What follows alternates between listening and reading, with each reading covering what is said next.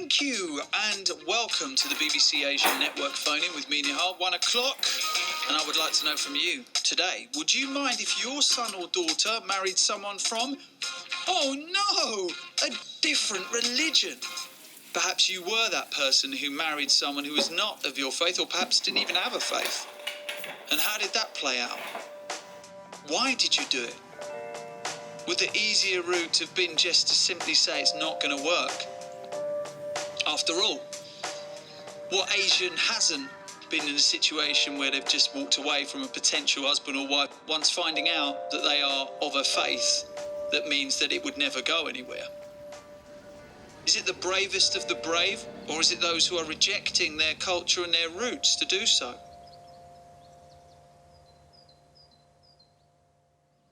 I did feel really guilty, the fact that I liked him. And I thought, oh God, I've got feelings for someone who I really shouldn't have feelings for. And we used to meet up every day. From there on, once we met, it was kind of like every day. I couldn't get enough of him, he couldn't get enough of me. For me, as a preacher, as a Muslim theologian and jurist, when I see the reality on the ground, it really shakes me. I can stand on the pulpit and tell the worshippers that this is the law. The Muslim woman cannot marry a non-Muslim man. But at the same time, I know the reality on the ground, that it is happening. The challenge for Muslims in today's world is how to hold on to the sense of the sacred in religion, but also live in the modern world.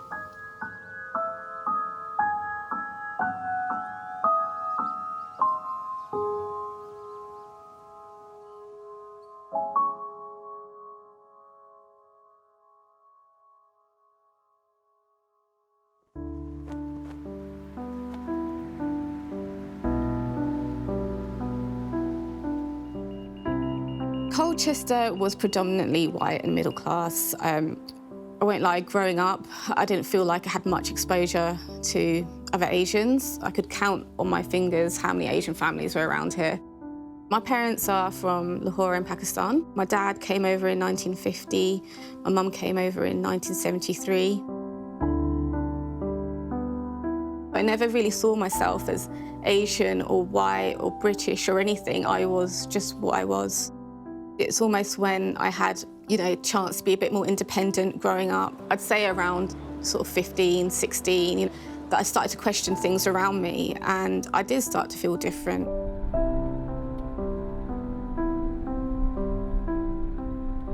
My parents are from India. We're Gujarati Muslims.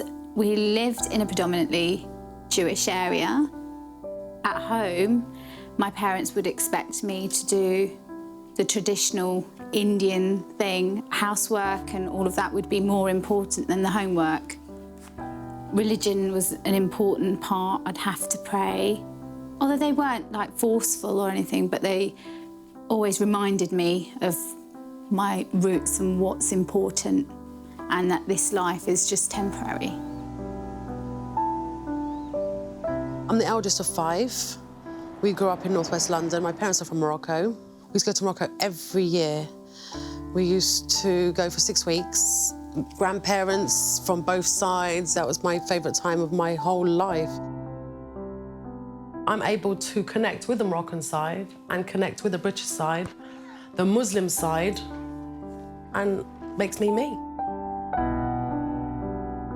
As a growing teenager, I didn't have any freedom. I knew I wasn't to lose my virginity until I get married. I wasn't to go out drinking. So growing up, I had my boundaries and I knew what not to do. So there were people having parties and I just knew not to ask, just because I would never be able to go anyway. When you kind of grow up in a culture that is foreign to your parents' culture, you almost feel like you have to overcompensate. So I grew up thinking I was never Pakistani enough. I was never anything like my cousins back home. So I always felt like I was on the back foot. So I had some kind of guilt inwardly about how Muslim or how Asian I was. The challenges faced by Muslim parents are the same as those of any parents, to give your children a good education and equip them for life skills. But the specific issue which Muslims face in terms of integration, discrimination, increasing Islamophobia, in the Western world.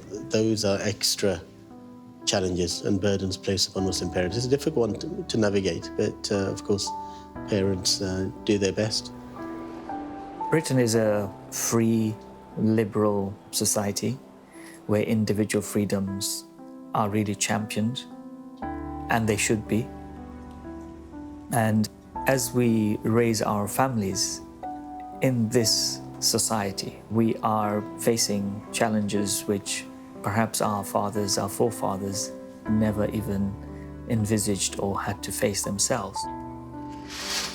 They've got their tunnel vision that this is the way it is. You know, they've got their whole plan when their daughter was born that, you know, she's going to have an arranged marriage just as they did. But I don't think they took into consideration the fact that they're bringing me up here in London, you know, with such a multicultural society.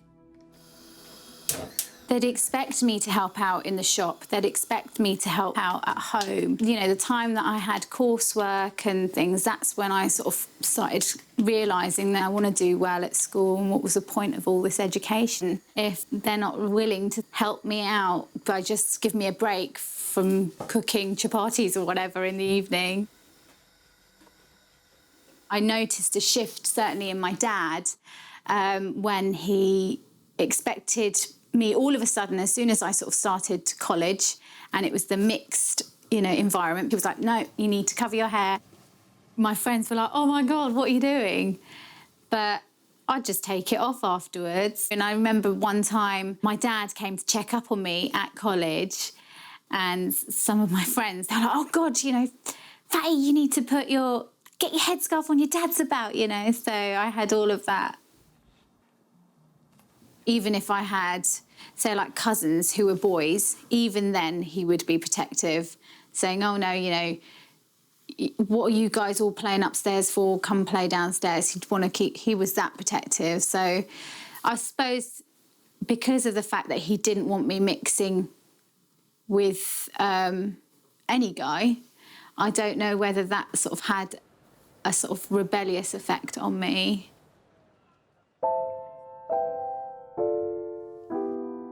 I was a very good girl growing up. I didn't do anything extremely wrong. I was kind of testing my borderlines, testing my boundaries, but a very good girl because I used to come home, cook, clean, do my homework, go to school the next day. Sometimes I bunked, but hey, I was growing up. I remember going to Morocco on a holiday. I was 15 in Morocco. The second day there, or the third day, I think it was the third morning, I woke up and I get all these guests in the house. And I just thought, oh my God, they're asking for my hand in marriage is so obvious. They come with all these presents and food, and me and Hafida, my other cousin, just sat in the room. We wouldn't come out because we knew it was one of us. One of us was going to be sold today. When they were asking for my hand in marriage and they were sitting there, do you know what? I knew the very moment that it was happening, and I knew right up to the end. It wasn't secret. Oh, my life. I was begging, I was crying in front of the mum's face, in front of the dad's face, in front of all their brothers and sisters. No, he drinks. No, I'm not living in Morocco. And no, he's not coming to England. I was being immature. I was doing it on purpose. I was making such a scene. So I said, well, you're going shopping tomorrow for a ring and a kaftan and a wedding dress. Anyway, I went shopping. I was saying, I want them Nike trainers, I want that top. And I was being really English, and I was being as English as possible. I want them high heels, I want that nail varnish, and I was hoping that they would see that they're going to marry a idiot. His dad and my dad are brothers. So marrying a cousin was even more of torture to me. I just thought, that's wrong.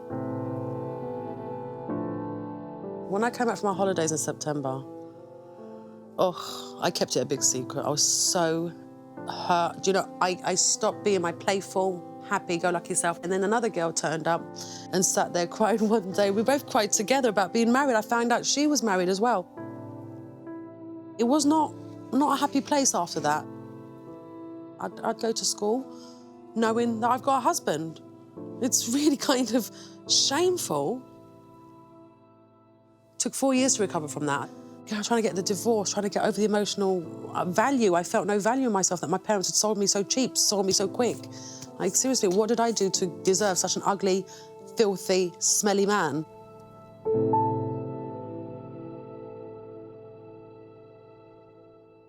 When I turned 19, 20, in my university years, I felt I suddenly had to switch roles a little bit, because I think when the subject of marriage became more apparent as I grew up, I think that's where I realised a level of conformity may be asked of me.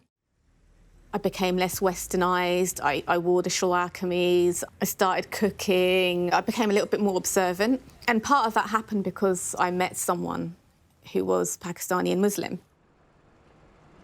So I work in investment banking. He was also working in the city, so I felt like we had some commonality in terms of our work, our social lives, our religion, our background. I felt like I was making everyone happy. And so for me to see my parents happy, my community happy, and I think for all intents and purposes, for being seen to be doing the right thing culturally, it made me happy. So I didn't see a conflict. I think that happened later on. As I got more involved in my career, I had more ties to it, I was enjoying it, I was getting more involved with people at work. He wanted me to give up work. He started to judge my lifestyle a little bit. At that point, I'd qualified, I'd done a number of exams, my career was going from strength to strength. So I kind of started to feel the friction between my two lifestyles, a dutiful girlfriend/fiancée, then my day job as a banker. So I think the cracks were appearing.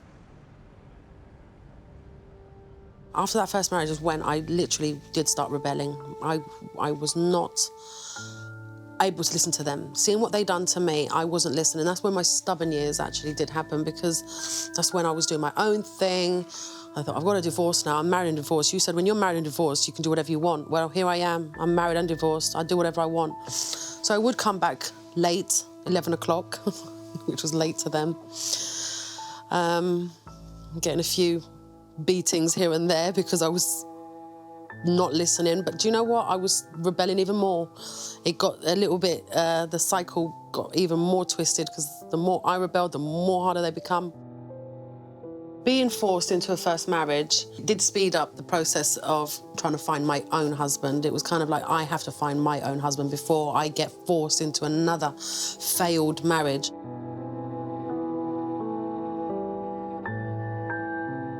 When I did call it a day, I knew it wasn't right for me. I felt immense guilt. I'd let everyone down.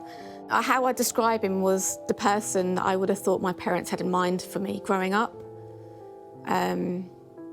He had everything that I would have thought on paper that they wanted, so I felt incredibly guilty. I'm quite sensitive, and I think when you grow up in a dual culture, you are sensitive about offending your parents. So yeah, there was a lot of friction. And I suppose for a few years after I broke up with my ex, I went clubbing, was out in London every single night, drank, dated inappropriate men, dated men not from my culture, not from my religious background. But that wasn't just me letting off steam. I'll fully admit part of it was. I mean, I'd just been in a very constrained relationship. I was trying to find out who I was. But part of me wanted to know why these things were seen as being so bad. I hadn't even had a glass of wine till 2008. But before that, I was vehemently anti-alcohol, incredibly judgmental. But then, it occurred to me, well, how can I judge something I haven't tried? Just to see what was out there. And I think that's just part of growing up as well. It wasn't some kind of crusade to go against my upbringing. I just wanted to live life, and I wanted to be sure that next time I was with someone in a serious way, I wasn't thinking, what if? I wasn't thinking, is this the life for me? Is this something else I haven't tried? I just didn't want to be with someone because I was told that was the right person to be with.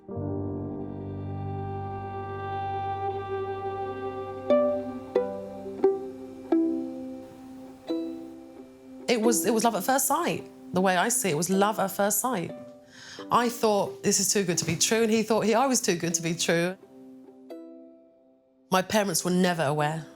While I was dating him, while I was on the phone to him, while I was thinking of him, they would not have a clue. I wanted to scream it out, like, Mum, there's this guy, and I like him, and he likes me, and I think I love him. I was 16, so we were friends. We were going to some birthday party. He was going to be there, and I needed some help because I couldn't skate, and he was like impressing me with his skating. So sort of went round and was skating about with him, and I just sort of knew straight away the moment we sort of got talking that I liked him, and I think he felt the same. And I remember when I got home, my dad was like, "Where have you been?" And I just made out that I was doing work at college. I couldn't say that I'd been where I'd been. It was all very hush-hush. It was just me and him that knew about it. And that was all just to protect me and the fact that it would just sort of ruin my life at that stage. I met Greg through one of my bestest friends, who's also a musician. She sang on his album, which was amazing. And I'd heard it and I thought, this is fantastic. And he came down to Colchester because I think she sensed we'd have some kind of commonality. And I really wasn't looking for anyone at that time. I'll be honest with you, I don't think I was looking for a relationship for a very long time after my ex-fiance. I was very relationship phobic. We had a conversation, hit it off, and it really was instantaneous. This felt real, it felt human. When I was with Anthony, the guilt would disappear. Everything's all right. You always feel a bit stronger when you're with someone that you love and you're having a good time. You kind of forget all your worries and all the pressure that you have at home. But literally, the moment I stepped through the door, it's like a double life. I did feel torn, really torn between the two. Just walking down the street, we'd have so many looks from people like, "What kind of girl are you?" It was that kind of look. Like I'm bringing disrespect to my family and, you know, dishonour, if you like, to my family. But I wasn't really bothered. I was strong enough to deal with that, you know?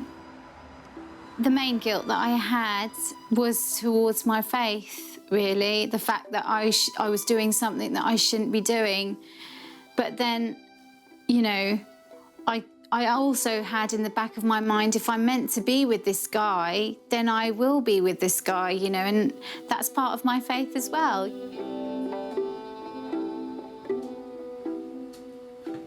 Part of the laws of Islam say that a man and a woman can only be intimate and together physically if they are married to each other. And therefore, we don't have what wider society might have in terms of having boyfriends and girlfriends, having a relationship before one was married to their partner. And as a result, when it comes to marriage within Muslim families, it's very much a family affair. It's not so much about the individual. The traditional schools of Sharia throughout history have generally allowed men to marry outside the faith, especially Jewish and Christian women or women of the book. But generally, Muslim women were not allowed to marry outside the faith. That has been the traditional rule for 14 centuries. Marriage has been described as half of your faith. All that remains now is for them to support each other for the rest of their lives in strengthening their relationship with God. When you have such a system in place, and you find a young person then suddenly wants to get married but is doing things very differently to how it's done, it can cause challenges, sometimes friction.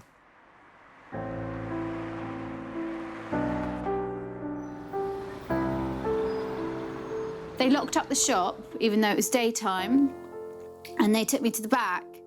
And my mum asked me if I've been doing anything I shouldn't have been doing. And I said no, and then I knew straight away that this is, you know, they know something or someone's told them something. I couldn't understand how she would have found out because I was quite careful. Then she said that she found some letters when she was tidying up in my bag. And who is this Anthony? She was really angry, really sort of vicious, saying, "What the hell do you think you're playing at?" And I was denying everything at first, denying everything. And I think they threatened me with like a broom. They had a broom there.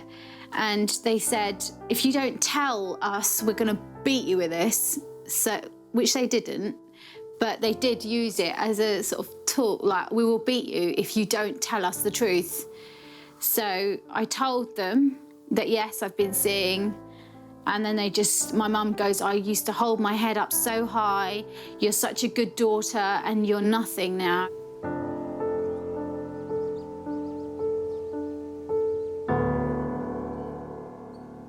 One day my excuses did run out, and that's when I got caught. I got caught in Wembley Market. I had ice cream on my nose. Where he bent down to lick the ice cream off my nose, and when he kissed me, I saw my mum behind him, and I couldn't breathe. I stopped breathing. I think I really stopped breathing. It was, do you know what? I'd rather be taken by the police. Once I said I was in love with him, that was it. I mean, people thought we were selling things. There was a crowd of people because I got a slap when I was there, and because it was not much compared to what was to come. That was actually minor. I had to now lie to the outside world of why I looked the way I did. You know, I wasn't Bushra no more.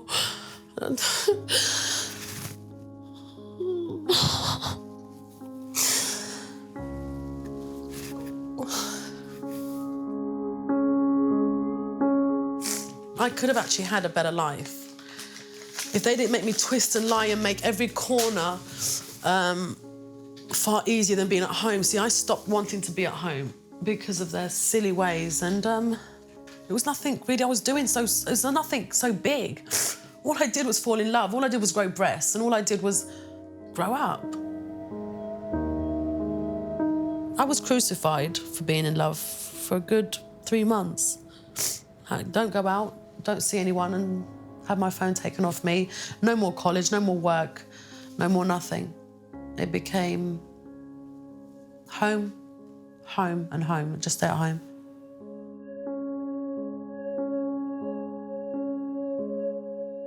I felt genuinely sorry that I'd upset my parents, but nothing, no matter how many sorries I said, they asked me to stop seeing him, and I said, no, I don't think I will stop seeing him.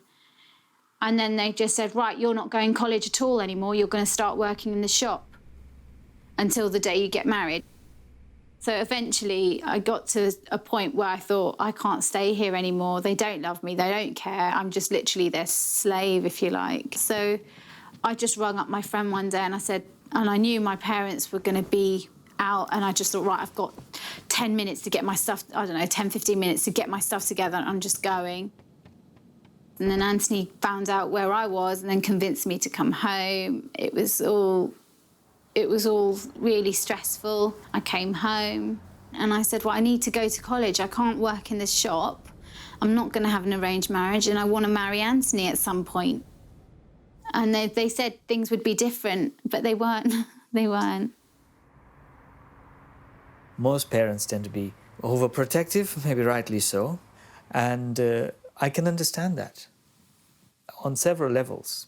One is the first level, which any responsible mother or father will feel their duty to God and the requirement to follow God's law.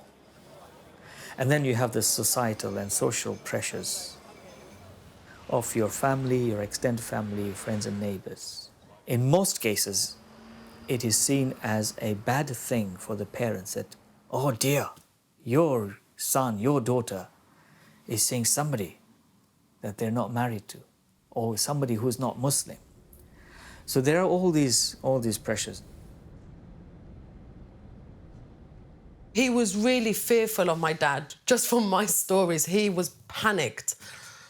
And I kept telling him, the only way we're going to be together is if we get married. And he would say, no, I can't get married, I can't do it. And I think for 1 week, the longest week of my life, then we broke up.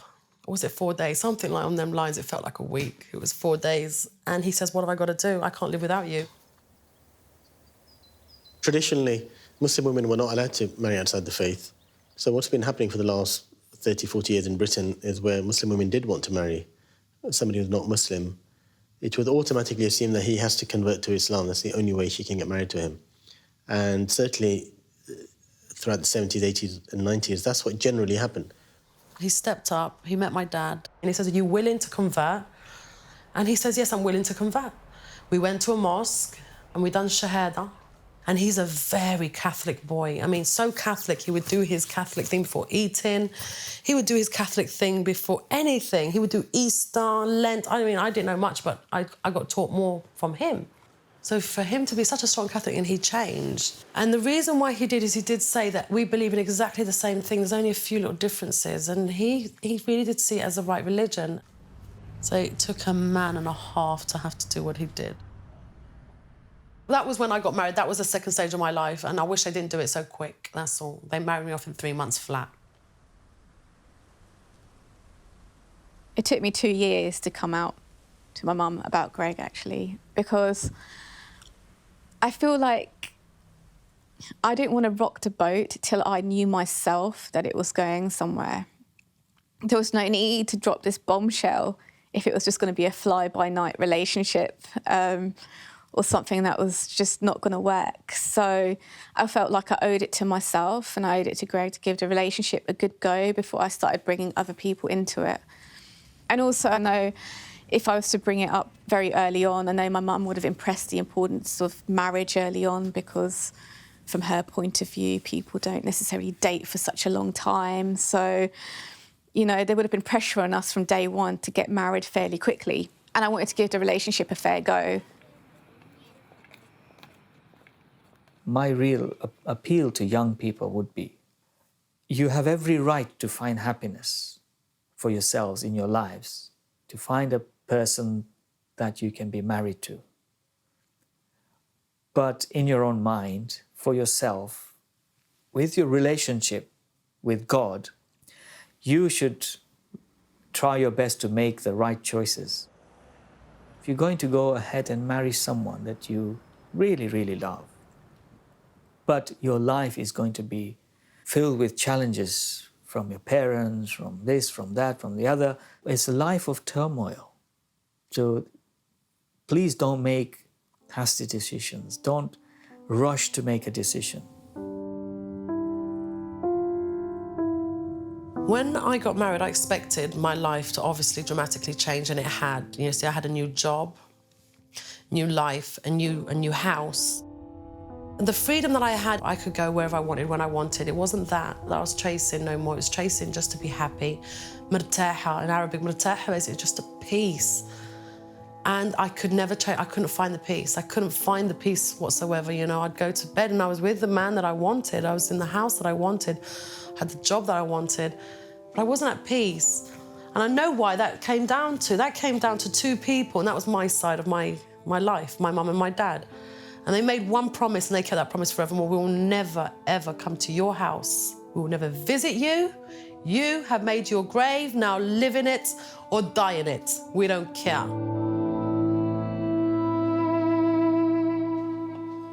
Well, my mum, before we used to talk quite a bit, and, you know, I'd spend time cooking with her in the kitchen. This has gone on since I was young, so we've had that time together every day in the kitchen where I'd be helping my mum for an hour plus sometimes. Before, I used to be able to confide in her and tell her everything, but this very one thing, that's the one thing I couldn't talk about. That really upset me, and I'm sure it upset my mum because she felt that she'd lost me too. At the time, I thought, how can she be so cold or not, you know, it's very upset, you know, upset me a lot. Then I sort of withdrew, and I felt like anything I would say would be wrong, so I didn't open up. I didn't have anyone to talk to. The conflict with my mum, I wouldn't say we were fighting every day. It was almost like a quiet disapproval at times. I think that's the hardest thing to deal with when you do already have a level of guilt anyway for not conforming to what your parents want. And then she'd bring up the Quran and, you know, a Muslim girl cannot marry a non-Muslim man, or, you know, aspects such as those. And I think it wasn't that I hated her for it. It was more a case of I felt like we were almost drifting apart for two people that used to be so close. There came a point where it was just too much for me, the lying and trying to sneak out. So I did actually tell my mum that, you know, Anthony was someone I wanted to marry and stuff, and they agreed to sort of meet him. This was probably 2 years into our relationship. Anthony came to the shop and they had this sort of meeting, if you like, in the shop. And they did actually like him. But then my dad was going to like a gathering, a Muslim gathering that evening. And I think my dad was trying to test him or either push him away or something. He said, oh, you know, if you're really interested in converting, then come with me. So he went, and Anthony just remembers just sitting there in silence. And it was a bit much for him. And then the next day when I actually spoke to Anthony, I was kind of excited thinking, oh, that went well. But then Anthony was just like, he just found it all too much. And he said that he doesn't think that he'd be able to convert. So that we went backwards, a back step from there, and that's when my mum and dad thought, hold on, he's just completely backed off. He doesn't want to know now. I just remember one time my mum was really quite cross, saying, I never want you to see him again, and she made me sort of swear on the Quran, and you're not really meant to do that. But I think that they were at a point where they just couldn't take it either, that they ended up saying, you know, just swear that you'll never see him. And at that point I knew I was forced to do that, and they made me touch the Quran and swear over that I would never do that. And I just remember running upstairs to my bedroom and closing the door and crying my eyes out and praying like, Allah, I know that I'm gonna see him again, so forgive me for this. Forgive me for what I've just done. We were completely on our own, and we struggled a lot, we argued a lot, we blamed each other a lot for certain things. I lost a lot of weight. I was very, very, very skinny. I couldn't eat. I didn't sleep properly. I was always worried. I always felt panicked. So it's not really a nice feeling because I felt alone. His side of the family also rejected me. They thought we were boyfriend and girlfriend. And they were like, why is your girlfriend always sleeping over? Why is your girlfriend always sleeping over? And he didn't want to say, she's my wife.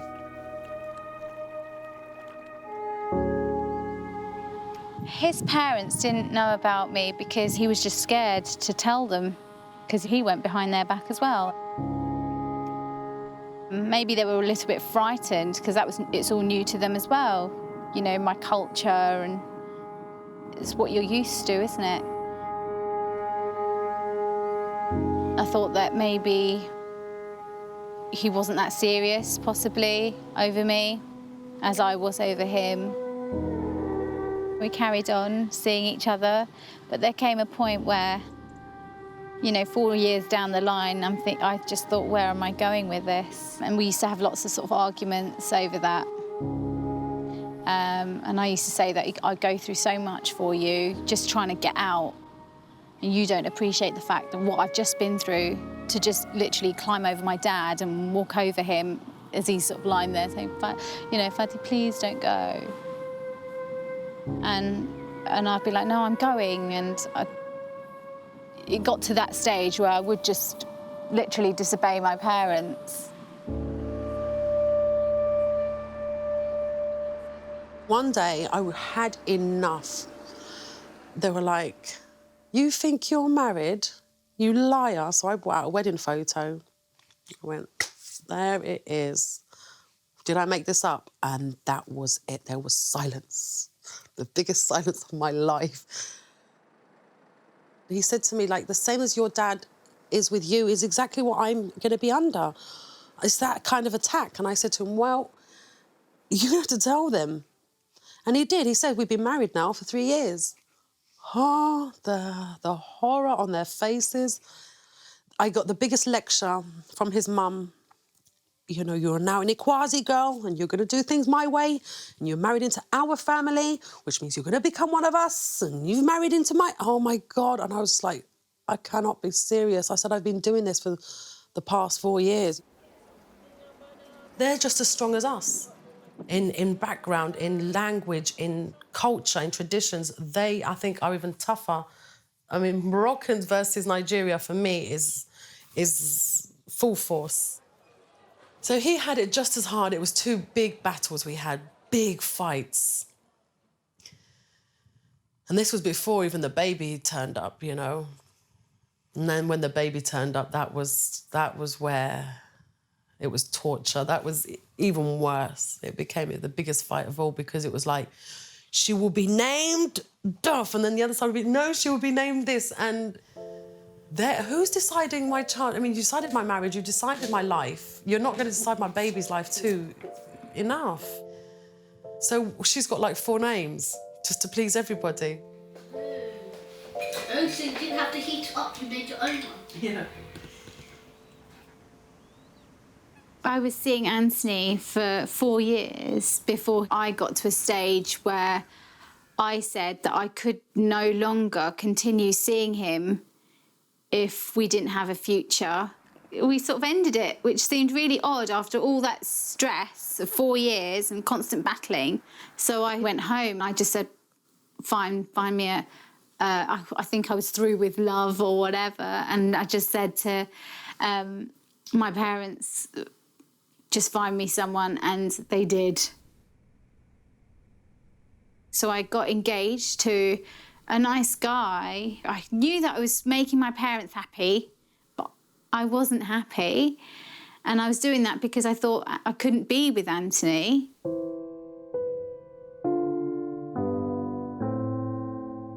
It was only a few days after I got engaged, Anthony told his parents, and within that time, he tells me that he'd stopped eating, and he just looked really sort of ill, and his parents actually asked him what was wrong.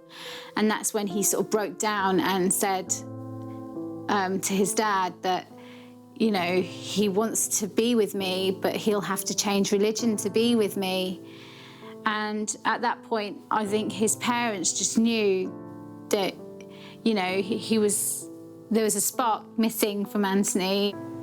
His father said to him, well, if your mother was another faith, I'd change to be with her. And if that's what you need to do, then we accept it. And then Anthony found me and said that he's told his parents and he wants to marry me. So then it all changed. I'm like, oh my God, now, you know, the day after I got engaged. You know, it was difficult. I just couldn't believe the timing.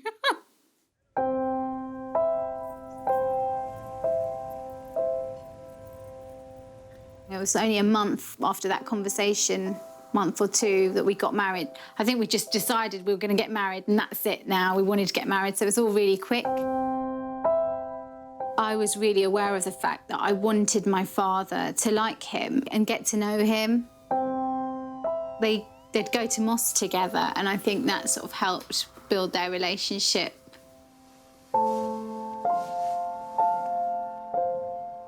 After we got married, people in the community were really welcoming, actually, with Anthony, and I think that was just down to the fact, though, that he was making himself part of the community. He did attend mosque in the evenings with my brothers, and they accepted him.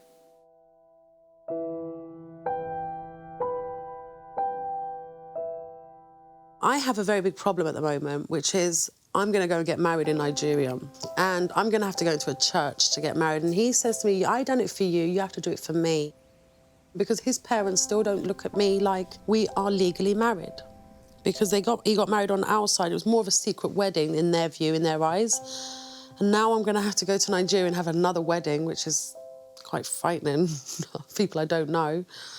But you know what? He's right. He done it for me. I got to do it for him. And it's just for people to see that we're married, and it's all about people.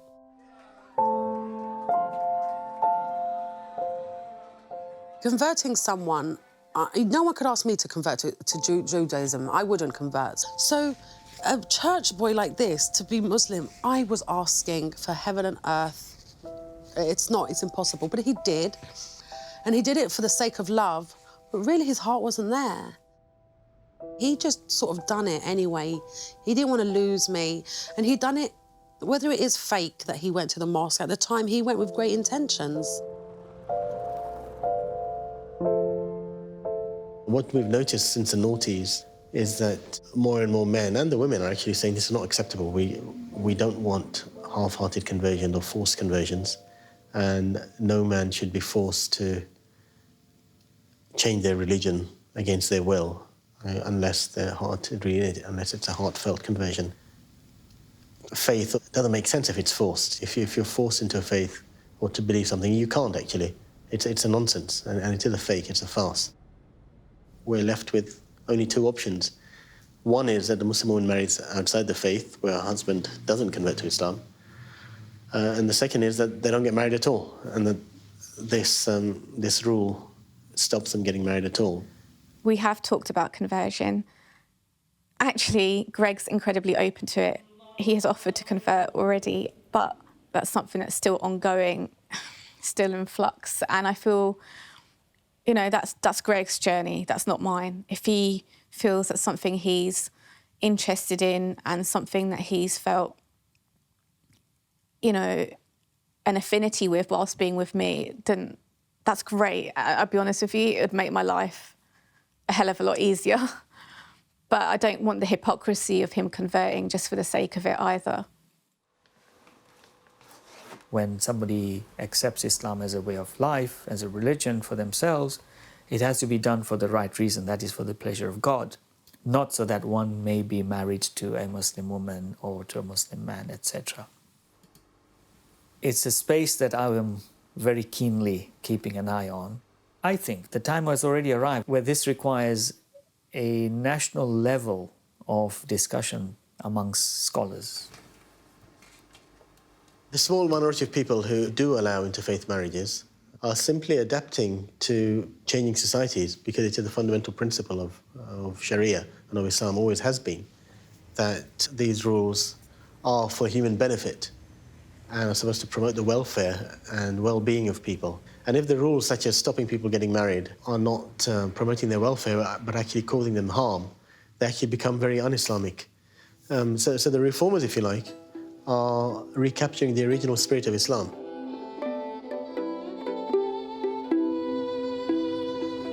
I know that it's happened because I wanted it to happen. I could have just backed off and done exactly what my parents wanted me to do, but I sort of made it happen. And, you know, I would carry certain situations that happened, I might carry them around with me, but, you know, I'm not sort of remorseful or I don't regret anything. I'd go through it all over again if I had to. There has to be a point of call on for parents to deal with, because that is heartbreaking. I can understand now I'm a parent, it's not easy. But there needs to be a point of action, like what do they do? And rather than just stay hibernated in a closet because they're too embarrassed to go to the mosque and face people, it's so unfair. Their religion gets... I couldn't go to the mosque for a very long time because I was so embarrassed. Oh, you're the one who married... Ah, you're the one. My God, I was the first one. And now it's happening a lot. I guess I've opened up a lot of doors, but I still stand by my guns.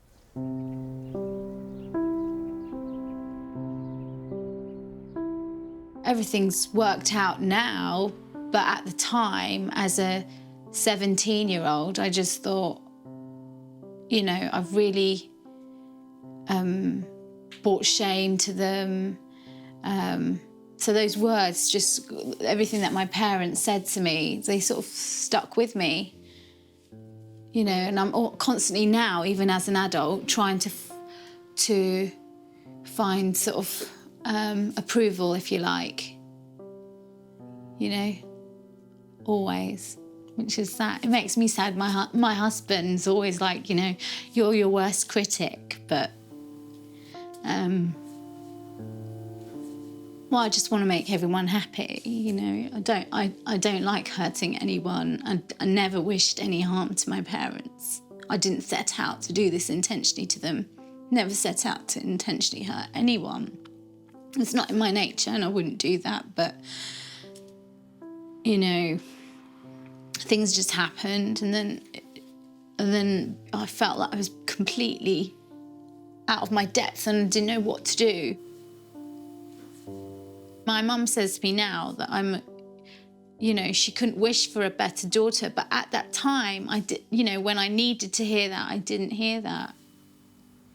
I'm meeting more and more a generation of parents who were perhaps born in this country or at least have lived in this country for 3-4 decades. Their attitude is very different to the attitudes of the first generation that came to this country, where now they're very openly and confidently saying, look, you know what, we've said to our son, we've said to our daughter, whenever you find somebody that you feel is the best person for you to be married, just let us know and we'll sort it out for you. So I'm very encouraged by that development. The new challenge now is that what if their youngster goes and finds somebody of a different religion that they want to be married to? And especially if their daughter wants to marry, say, a Christian man, what then? And that's where the real challenge lies.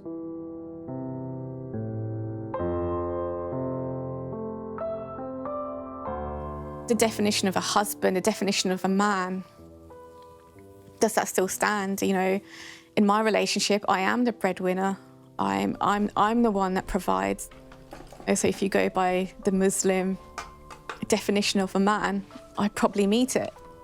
So for me, if you're going to be genuinely equal, then allow me to marry someone of the book, then allow me to marry someone who's not Muslim. I think the world is a very different place to what it was. And I think we need to evolve as a religion. I feel like Islam and the Quran is very pro-equality, and I feel like I feel like it is accepted, but I'm not a scholar and I'm not here to sort of give those kind of definite opinions, but I don't feel like I'm doing the worst thing in the world. I've just happened to have fallen in love with someone that wasn't a Muslim. I suppose this is a question I have asked myself. How would I react if my daughter married outside the faith? And I have to be consistent here with a principled stance on this, and which is I would support my daughter fully, God willing, inshallah, in whoever she chose to marry. A man that she falls in love with and he loves her and it's good for her, then that will be good for her in this world and the hereafter, whatever his background. For me, if you're looking at these aspects of religion, who's most religious? Is it the one with the label or is it the one without the label? And I think that's the struggle I'm having with my parents at the moment, to see him as a person and not as a religious entity, you know. I'm Muslim. Let me deal with my Islamic practicing my way, because I don't think I'm going to go to hell. I haven't murdered. I haven't killed, I haven't raped, I haven't done these horrible, I don't steal. So if I'm going to go to hellfire for marrying a black man, I guess that's a little bit backwards, if you ask me. A marriage works, a couple stay together because of the two people involved. That is the bottom line for me. It's how human beings work their ways out. And good people, committed people, who wish a relationship to work will work hard at it and will find ways of making it work, even if there's differences in race, age, religion, culture, background. And of course, there are many mixed race couples, mixed culture couples. A difference of religion should just be seen as another complicating factor, if you like, which is also a challenge and an opportunity, actually, to learn from each other, to be very creative, if you like, and fruitful in that relationship. I'd say our culture is a mixed, beautiful culture. It's not Indian and it's not English. We've got a whole balance, and I think that's what's important in life. Now that I've got my own family, I think my children are really lucky with the fact that they've got the best of both worlds. They say themselves how lucky they are that they get Christmas presents and they get Eid presents, and how lucky I think they feel that they're blessed in that respect, that they've got two completely different families and different beliefs, But it works. I think it works.